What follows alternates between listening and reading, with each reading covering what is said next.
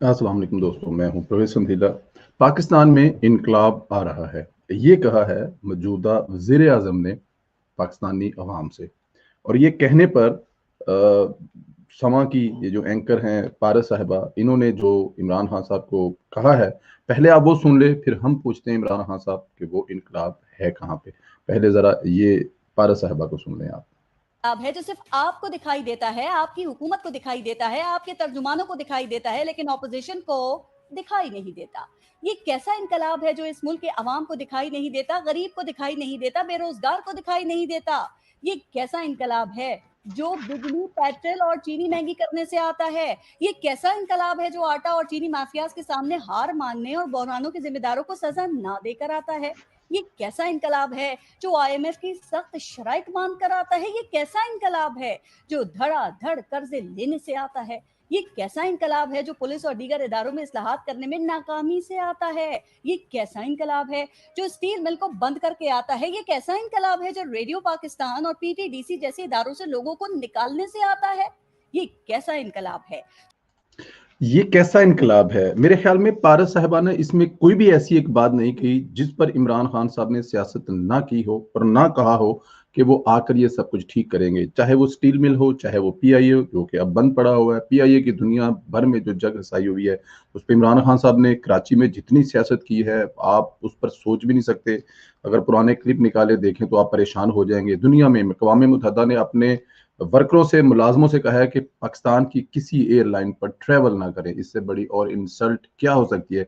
Even Afghanistan के जहाज़ों पर भी सफ़र करने से नहीं रोका।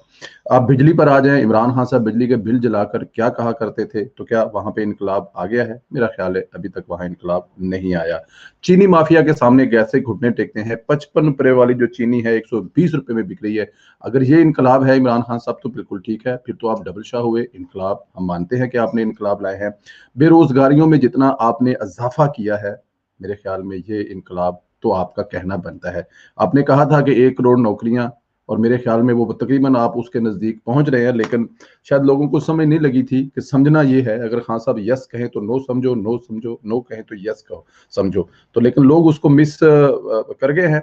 लेकिन ऐसा ही है, ऐसा ही लग रहा है कि खान साहब जो आप कह रहे थे वो इनकलाब तो आप लेकर आए हैं।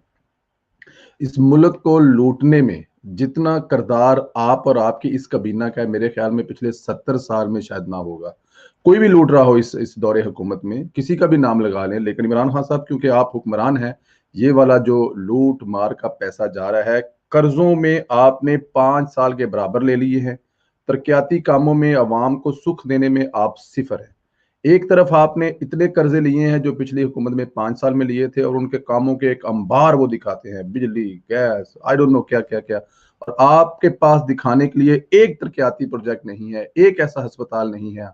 हाँ, बन रहे हैं, बन रहे हैं अस्पताल।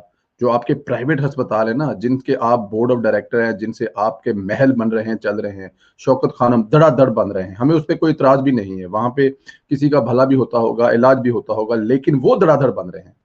अब यहाँ बन रहा है, अब वहां बन रहा है। पेशावर में सिर्फ आपके 5 साल में एक वो अस्पताल बना, दुनिया की और कोई चीज नहीं बनी। तो इनकलाब तो वाकई आप लेकर आए हैं, लेकिन ये इनकलाब मेरे ख्याल में पाकिस्तानी अवाम की आंखें खोलने के लिए बहुत ज्यादा जरूरी है। अगर 2.5 साल में हम बहुत ज्यादा इस मुल्क तबाही के दहाने पर आया है, तो मेरे ख्याल में बहसीयत कौम हमें कुछ सीखना भी चाहिए। हमें ऐसे नौसरबाजों से, ऐसे जेली लीडरों से और ऐसे रंगबाज, ड्रामेबाज जो गलियों सड़कों पर घूम रहे होते हैं और लोगों को दांत दप्पे लगा रहे होते हैं, आने वाले अदवार में हमें ऐसे लोगों से एहतियात करनी चाहिए। इमरान खान साहब जो हैं, ये एक नजरिए का नाम है, कल इनकी जगह कोई और ले लेगा और किस्म के ख्वाब दिखाकर, आपको इनकलाब के ख्वाब दिखाकर, शायद वो भी किसी की गोद में बैठकर यहाँ पे सीट पे बैठ जाएगा और फिर वही करेगा जो इमरान खान कर रहे हैं। तो आने वाले वक्तों में हमें इसे एहतियात करनी है, सीखना है, सीखना है।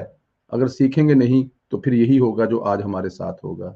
दोस्तों, इस इनकलाब पर मैं इससे ज्यादा और क्या कहूं, लेकिन मेरा ख्याल है कि ये जाने से पहले अगर मैं आपको एक दफा दोबारा सुना दूं ये इनकलाब है क्या, तो ये सुनिए। डाकू कहने और उन्हें जेलों में डालने से आता है।